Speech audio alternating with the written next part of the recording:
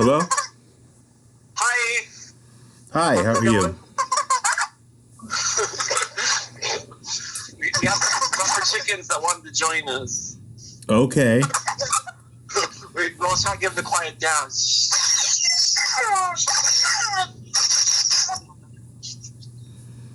So how are you doing? Oh, no. Okay, all right. Sorry, they just like have a mind of their own, you know? So we had to pop off their head so they stop squeaking. All right. Yeah. Hello. How is your life? What are some things that you've been working on? I've been doing schoolwork today. I've been working on AutoCAD homework.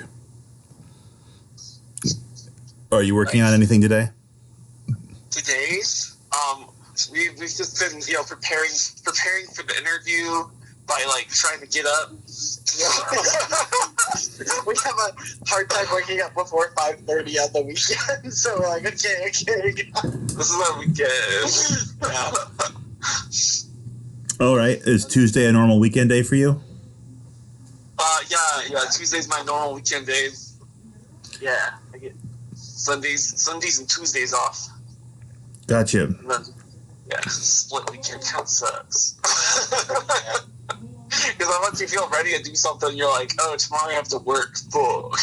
That happens every weekend day. Yeah, I got you. I think it should be illegal.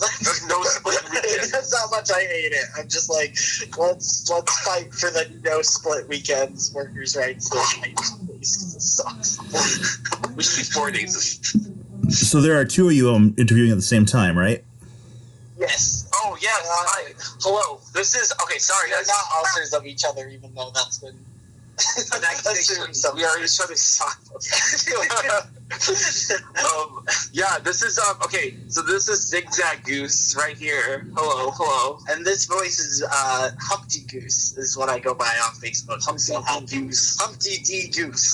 The D stands for Dumpty, because of course it does. Hey! All right, and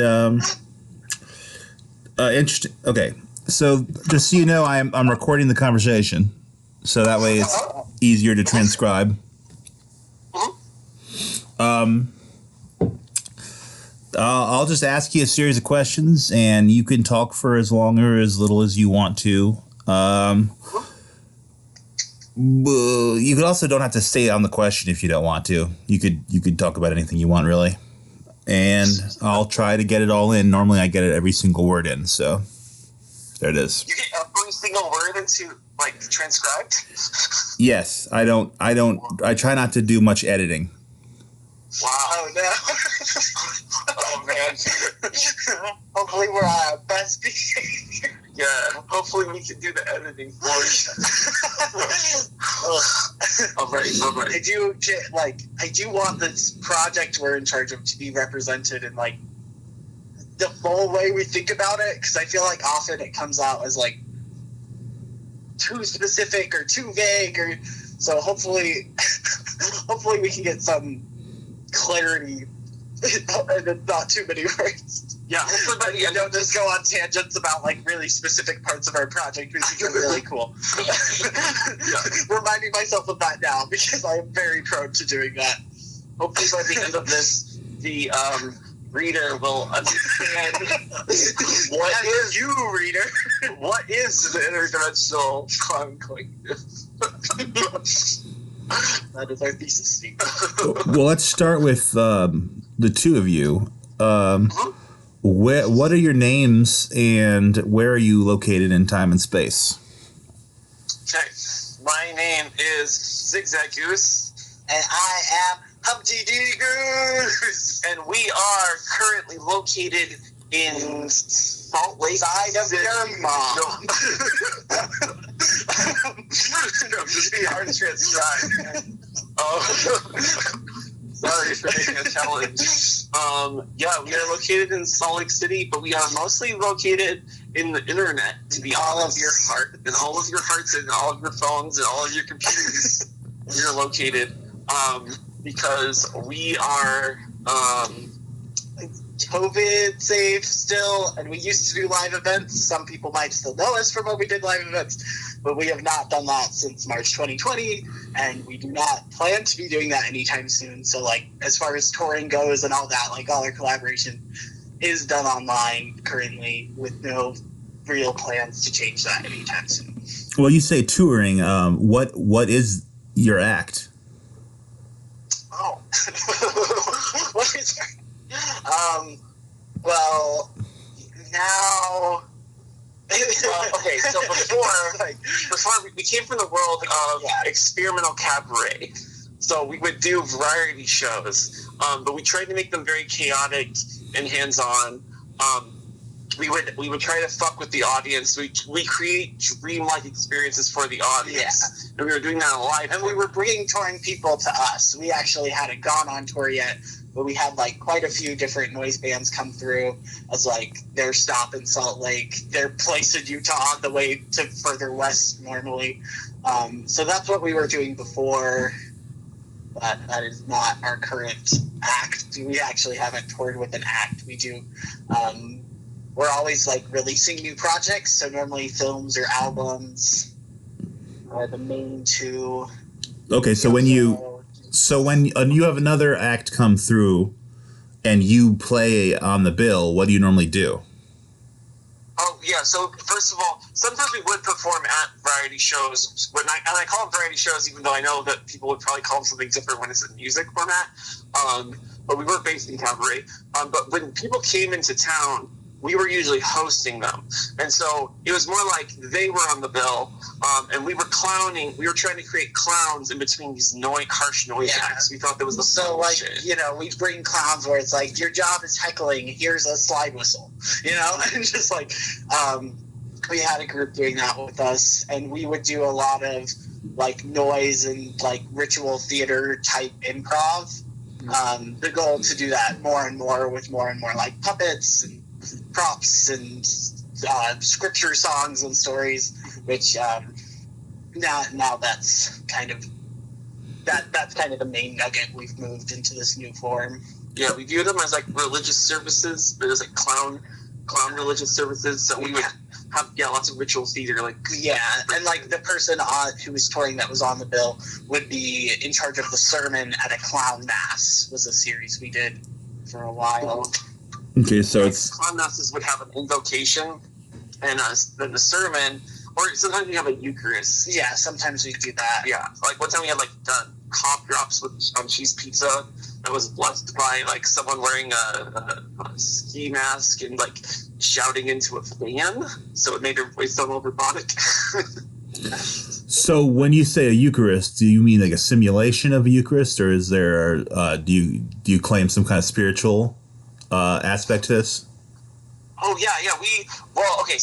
So we would we view ourselves as a joke cult that takes jokes very seriously, and and so we do view ourselves as like we are making surreal experiences. We're creating bizarre experiences that can be considered funny or that can be considered disturbing. They can be considered all sorts of things. But we also view that as inherently, I guess, spiritual in a way. We pull from concepts of spirituality. We're not like we're materialists. Like me and Humpty are materialists. Obviously, like some of the people we collaborate with come from different backgrounds on that. But we're not trying to claim that like these like this lore that we've created with these like different geese mothers and these like clown guardians. We're not trying to claim that they're like necessarily like based in fully in physical reality, that you're going to meet them in physical reality, but like that there's like we want to like blend the boundaries between like fiction and reality, and religion has a tendency of being able to do that. And in a way that like religion is also very comforting. For me, that's an important part of it. Like, it's like, yes, I know these deities aren't real, but like I still send up a prayer to the green goose when I get a really like beautiful green vegetable in the summer. I'm like, the smoke from the bone broth I'm boiling is like incense for old Mother Hubbard. And so it's like these different entities, while we did make them up, but even then it's like we're often pulling from mythology that isn't considered massive, and especially nursery rhymes. Like nursery rhymes are some of the very first stories we know, and then we're just told to like discard them at some point in our life and to forget.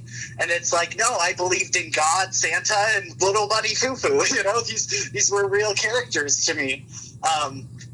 And so bringing back their power and kind of creating their own mythology and own like world to exist in, and like that's what we want our collaborators to be doing as well, is like looking to their childhood and mythology, or creating their own like clowns and gods, and just like having something to worship, like creating that structure for yourself. And would you say that you have something consistent that you've built? Like, do you keep drawing upon the same set of mythos and characters? Oh, yeah, we try to have we want our mythology to resemble the way that religion develops in general, with like lots of contradictions, you know, as hundreds and thousands of years could pass, like how these stories will morph and they don't quite make sense in the context anymore. So you have all these like weird like paradoxes that occur. So you want things to contradict. We want people to argue about these ideas. We also claim to be interdimensional and multiversal. So it's like a lot of the times, like whatever you would want to spin off of those fairy tales, like we accept that as part of a larger faith. And so there's like, you know, artists living and dead that we've claimed as like clown prophets in the past who have like seen the goose mothers or these other entities. Like there's different prophets for different entities that we claim. Yeah, and there's like less publicly because we worry about copyright, but like on a personal personal spiritual journey. Yeah, copyright has definitely influenced our religion. But we do try to like pull from like folklore and nursery rhymes really interest us, so we pull from those entities. We have the kind of like central story of the creation myth is that the black goose is mourning the last universe. We imagine black goose is an incarnation of like Old Mother Hubbard, and so old Mother Hubbard is like mourning over the loss of her dog, and she creates a monument for her dog.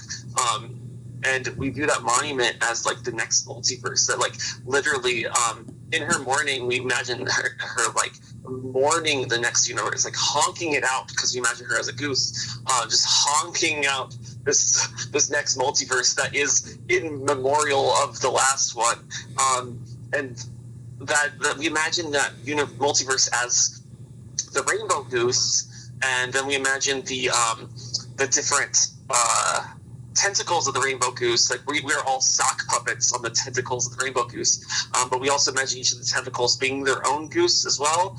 And so we have actually various colored geese that have their own mythos associated with it. Each of the geese mothers will also have their own clown guardians.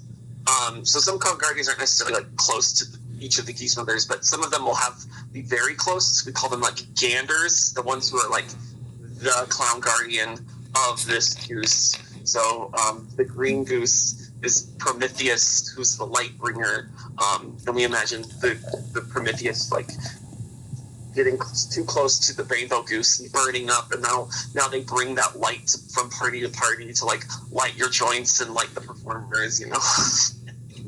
And then they have people there associated with white.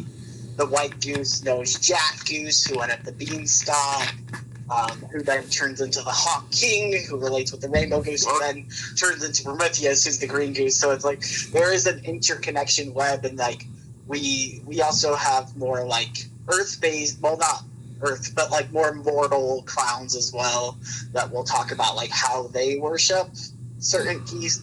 So it's like it kind of trickles all the way down. Like you can play with it from the level of like, oh, what do these basic gods do, to like how would one worshiper in one dimension worship this god. So it's like it is very like open so what open-ended, but in a way that's like we've been working on it for so long, it's like impossible to really go over all the lore that you could play with.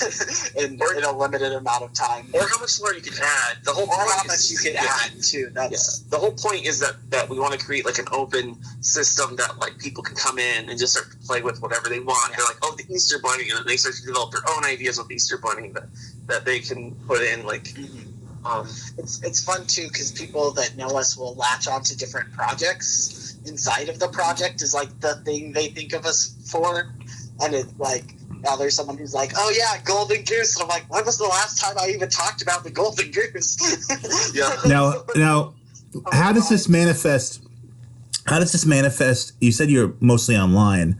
How does it manifest online? Like, what sort of things how do you engage with other people online through this format? Yeah, so one big thing we do is prompts, because we still have that variety show setting where that variety show motivation to create something that's very dynamic and eccentric, and so we always like give out these prompts for people, and different artists will reach back to us with like their interpretation of the prompt. The prompts will oftentimes include our mythos into it. Yeah, like we have some repeating prompts too. Like we have major holidays in our religion. One that happens on this Earth's New Year's Eve, we call our Great Honking, where we celebrate that creation myth. And then also April Fool's is one of our big holidays where it's like the clown wedding where we get married again every year, as well as the Honking and Mother Goose and the Honking and Beelzebub. And like all of our people just marry each other. It's the big clown wedding day. And for the and how do the other people that you're involved with writing this down? Honking is two different words as well. So there's the Great Honking is the creation, and then the Honk King is an actual like member of like a larger pantheon of our clown guardians. Yeah. What I'm trying to break down is how do other people interact with this? Like not like YouTube, but like how do you interact with others through this medium? So we create these prompts for people. They then send us the interpretations they have regarding our concepts, and many of which are from our larger mythos. And then we incorporate those into our films and into our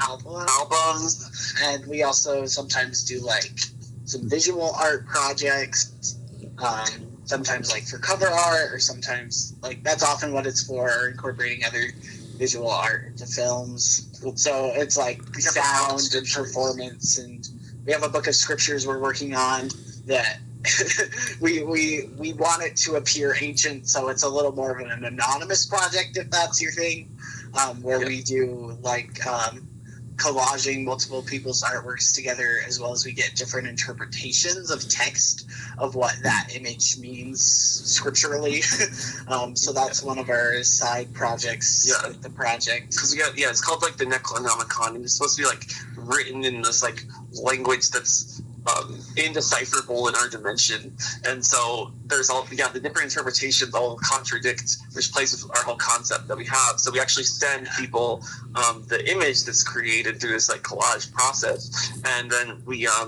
those people each will interpret in their own way with their own characters they make up.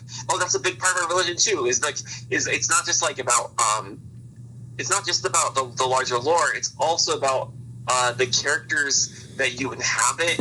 Really encourage when we work with people, we really encourage working with their like different characters and like these interdimensional entities. So we do some collabs too, where it's like, oh, what's your project? They can exist in our world for a moment, so we do that's a way. It's like you can either build something from scratch from the prompt, or if you just have a project that you think would be fun or funny inside of one of our worlds, we also enjoy that, or anything that has to do with like nursery rhymes and that kind of thing. Sure. And are you primarily located in Salt Lake City, or are there other locations where there are like quote unquote official clown cult members? So the membership's always like fluctuated. We continue to be like the working horses of the Interdimensional Clown Collective. This is that we just like constantly are doing stuff for the Interdimensional Clown Collective. So we end up essentially becoming the main We've never found a good word to explain Yeah.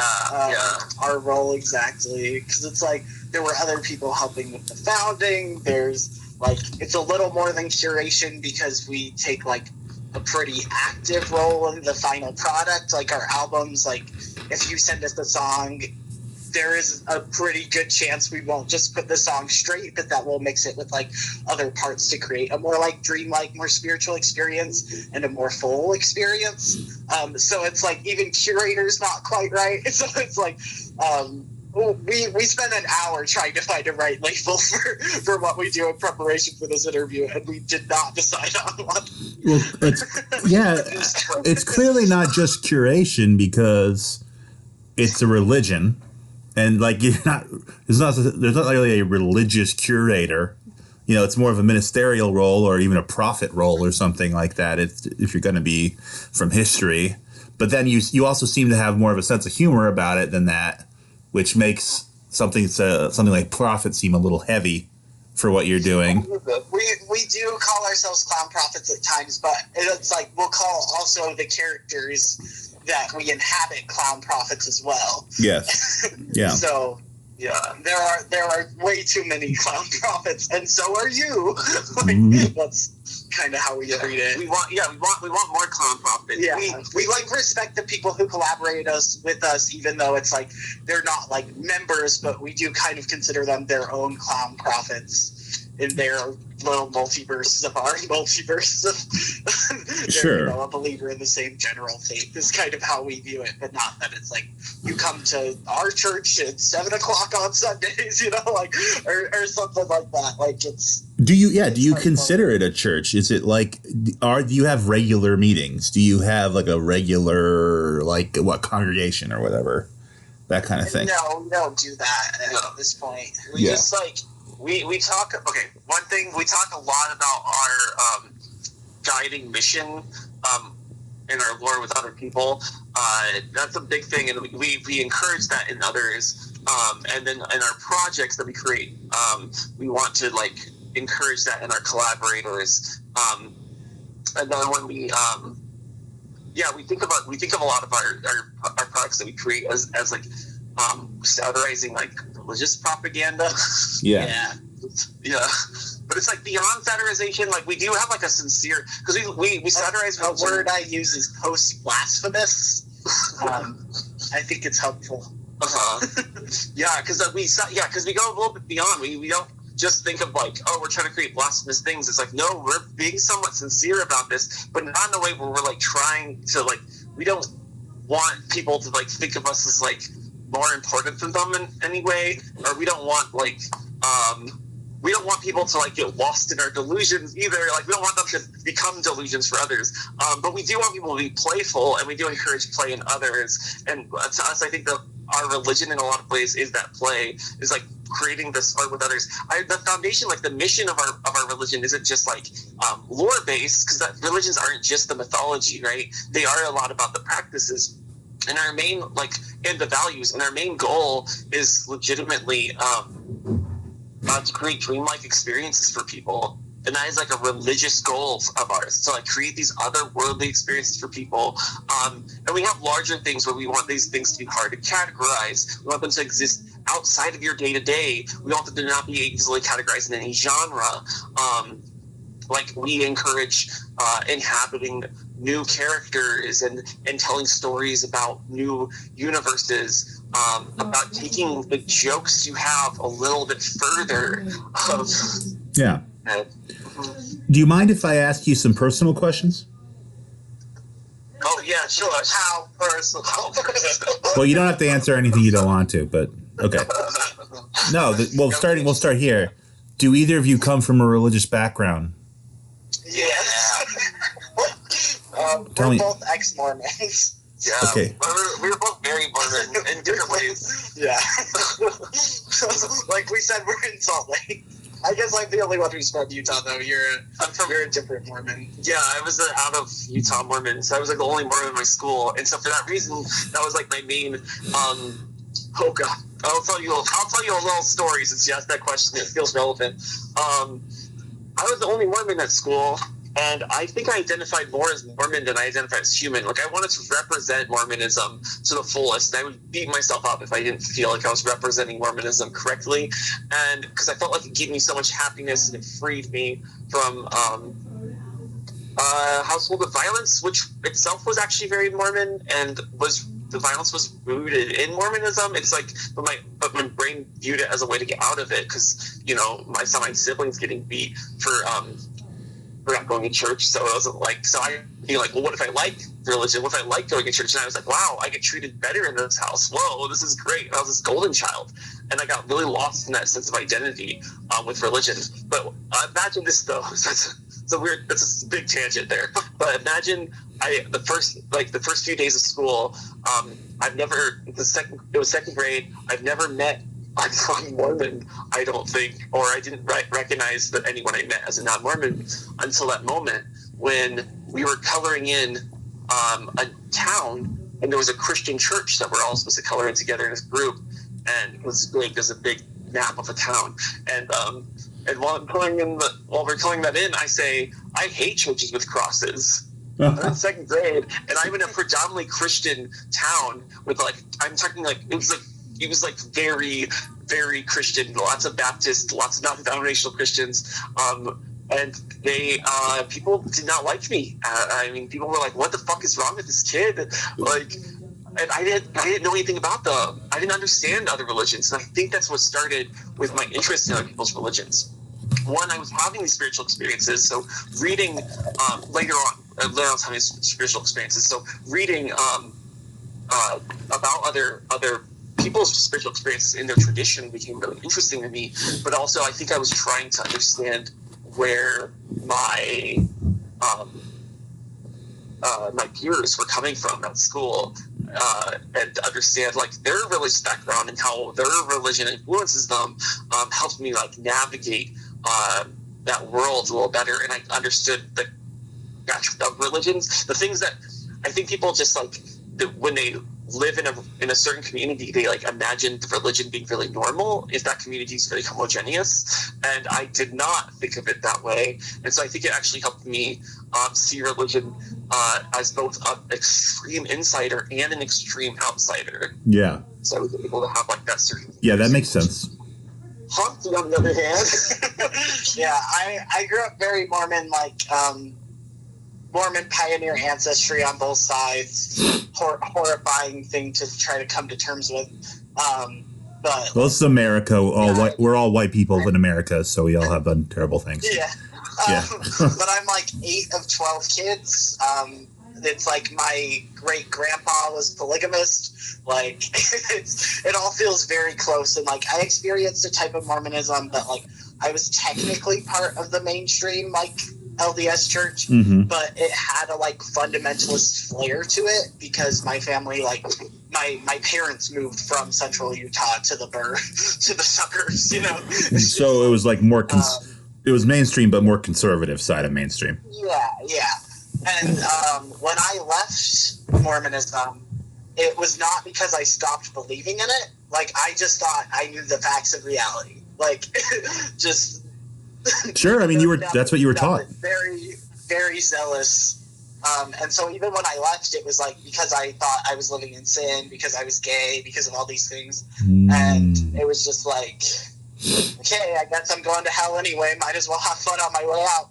And then in that time, I met Zigzag, who like helped me kind of sort through that. It's like I was trying on my own, but I couldn't find a way. And then when they brought up, like, oh, you know, let's do like a fake religion project, like they were talking about it more with another friend, and I was like, oh yeah, sure, that sounds fun. And then it's really helped heal me from this like ex-cult mindset into like relearn how reality works while still being able to use religion as a tool I can use for understanding myself, as like a mirror to reflect myself and to find comfort in. And then yeah, it's like I want to be post-blasphemous. I don't just want to be like, Jesus, even though Jesus is one of our characters. There's a like you see so many ex-cultists do. So it's like I wanted to do more than that, and that's been through learning other religions and then trying to like understand what about them is what was satisfying to religion to me, and then I can like reincorporate that in a healthy way back into my life. Okay, let me ask you this.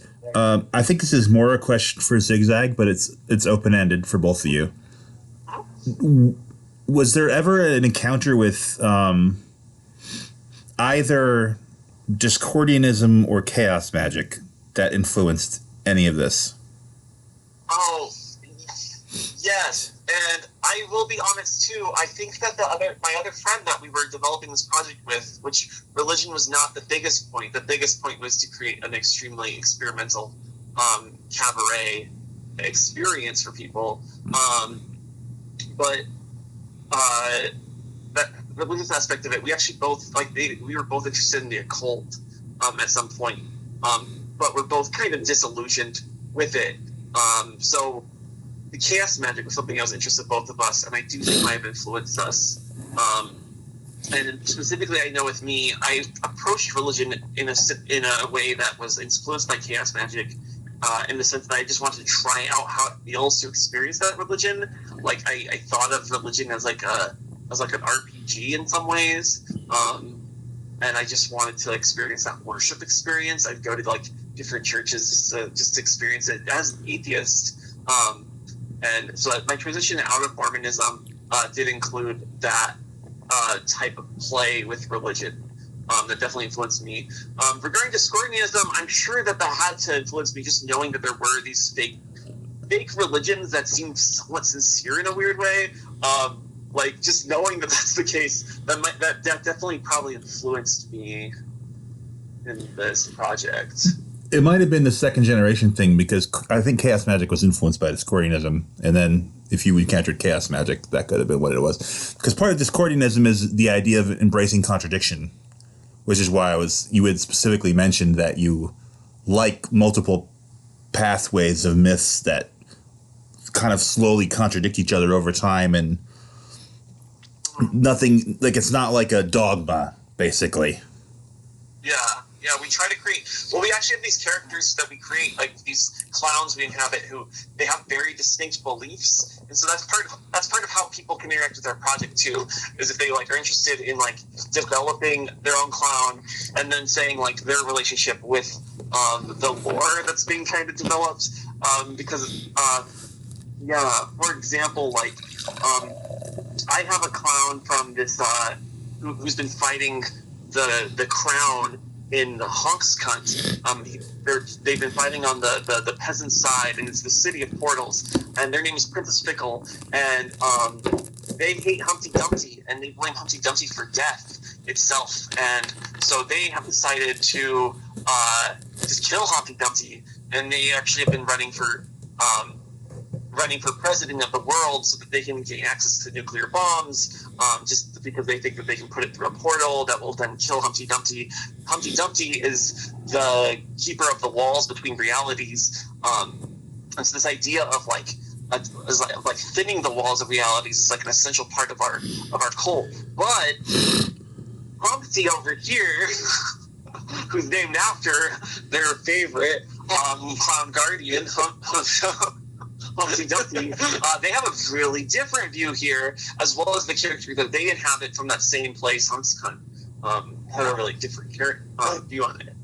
It's hard for me to remember my view though, because I feel so like legitimately possessed, which is like my sort of like touch into magic wasn't like super direct actually studying. It was just like being psychotic around other psychotics, and you're like, yeah, of course what you're experiencing is real.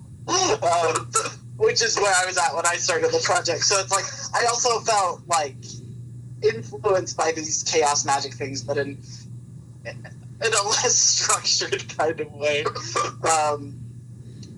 Where was I going with that? Oh, so it's like, so when I get possessed by these characters, it's like when I was psychotic, I was believing I was being possessed, and that was like how I was doing magic.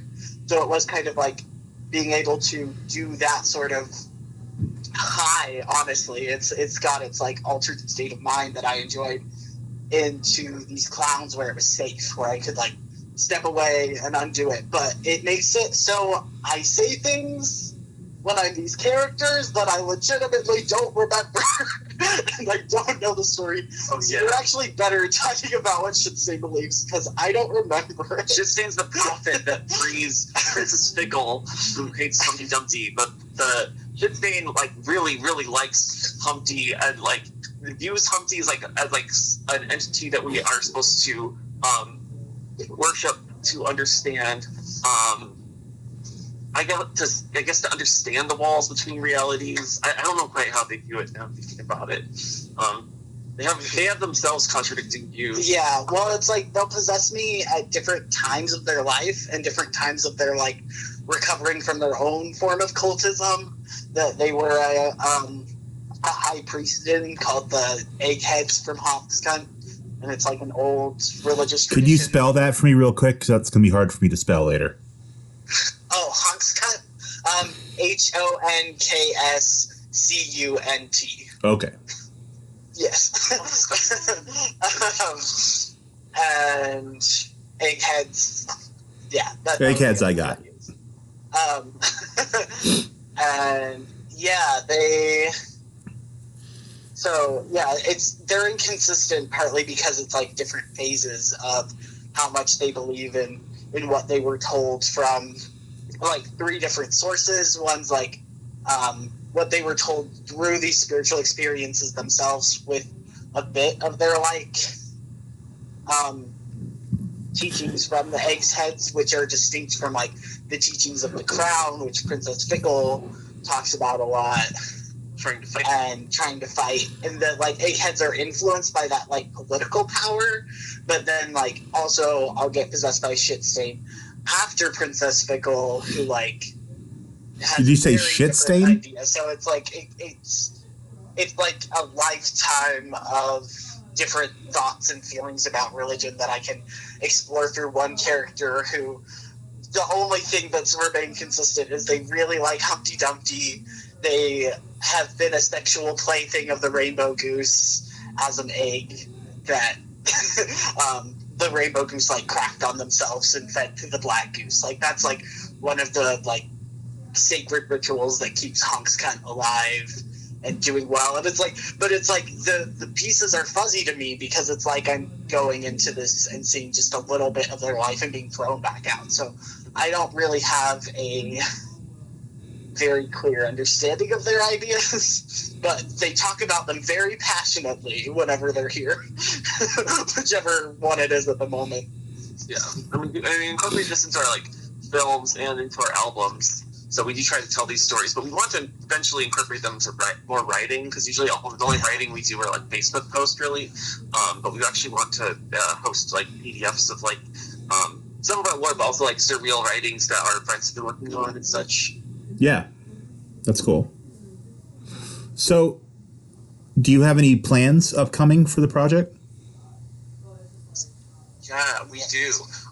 So we're doing our yearly clown wedding with April Fools, and we are going to have a puppet slam for it. And so we're inviting people to send us puppet acts, short puppet acts that explore marriage and love, and as well as April Fools and clowning. Like, it can just be kind of ridiculous if they want it to be. We'll figure out a way to slip it in, but it'll be a day of puppeteering. It'll be like a live stream, and then so we're doing that, and we're going to celebrate not just our wedding, but we're celebrating quite a few other weddings, such as the wedding of the Honking and Mother Goose, the wedding of Jack Goose and Little Bunny Foo-Foo, and many more. If anyone wants to incorporate, we're willing to celebrate anyone's clown weddings with any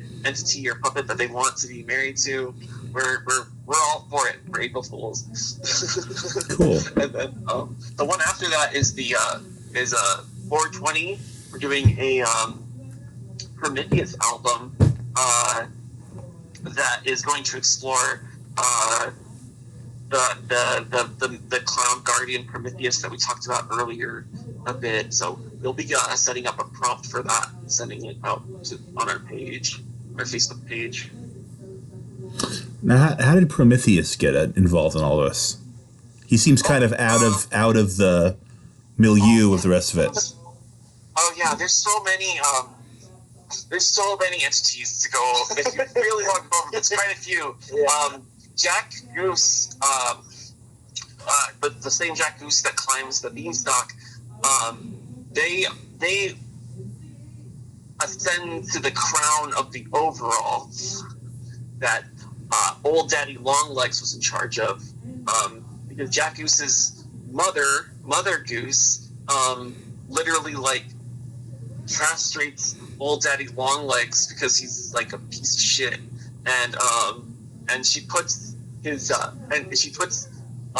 Jack Goose on the throne, and Jack Goose is then killed by old Daddy Longlegs' penis, the Jester, who is based off of a psychotic entity that from Humpty over here.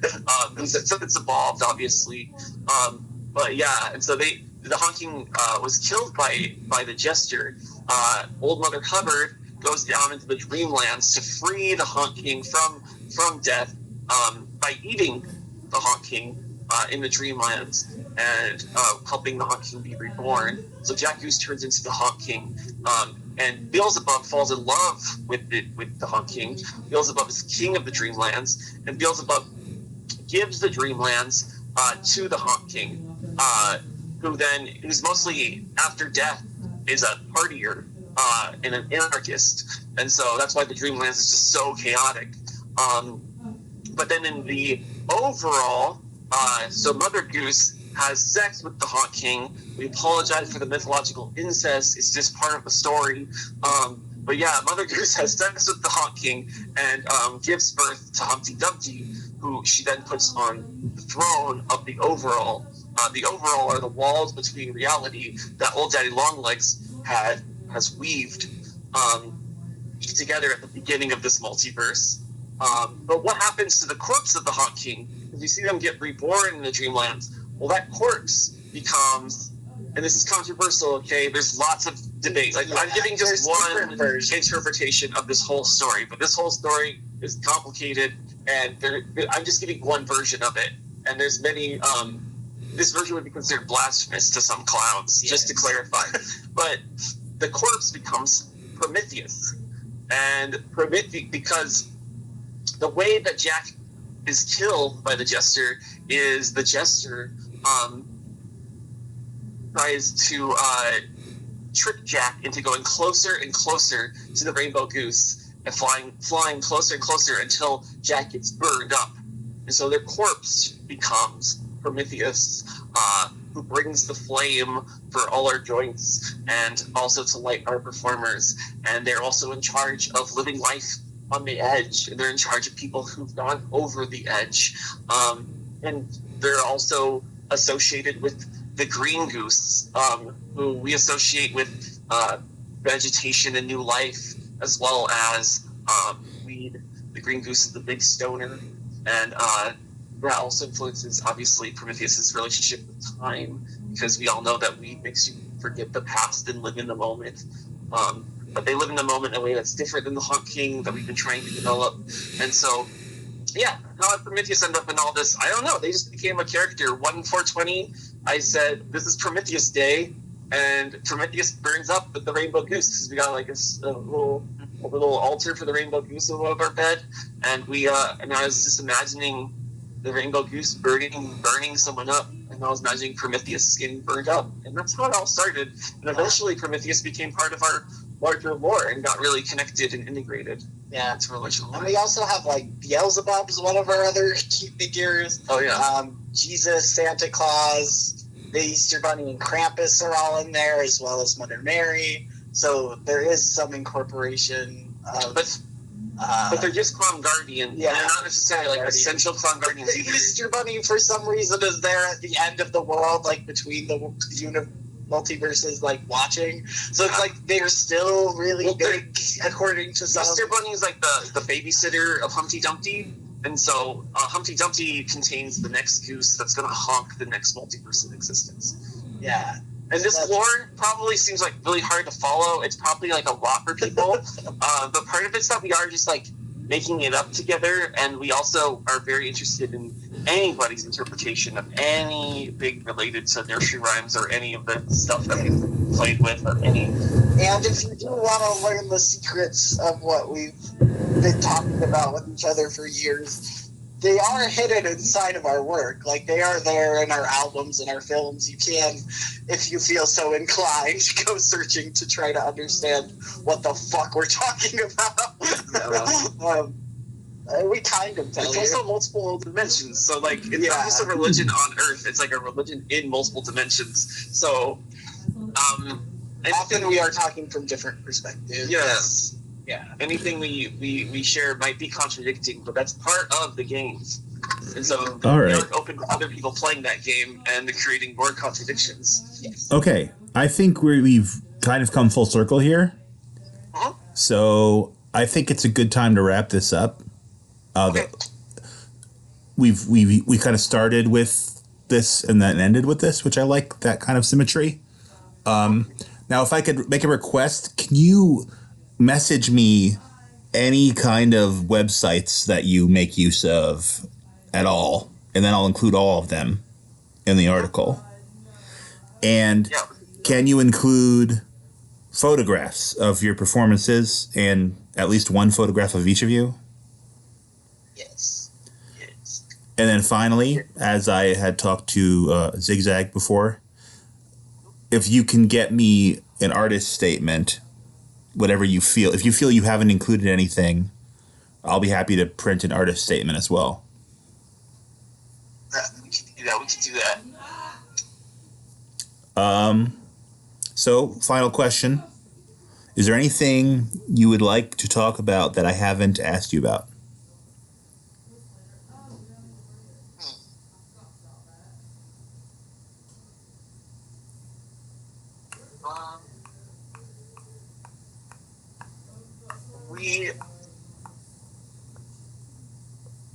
I don't know. I wanna add. I don't know. There's a lot of things that like are basically just adding to the things we've talked about. So I do think of something that's really important to us is that we enjoy playing with each other and we enjoy playing with other people, in this like artistic way, and we hope to be able to play with like a lot of other people. We hope that eventually people will want to play or play even bigger roles in what we're doing. Like, we are trying to make this like an expansive project. We do end up being like the main people coordinating a lot of this stuff, but that's not necessarily like how we envisioned like the future of this project. We want it to be something that can become so many things within the larger.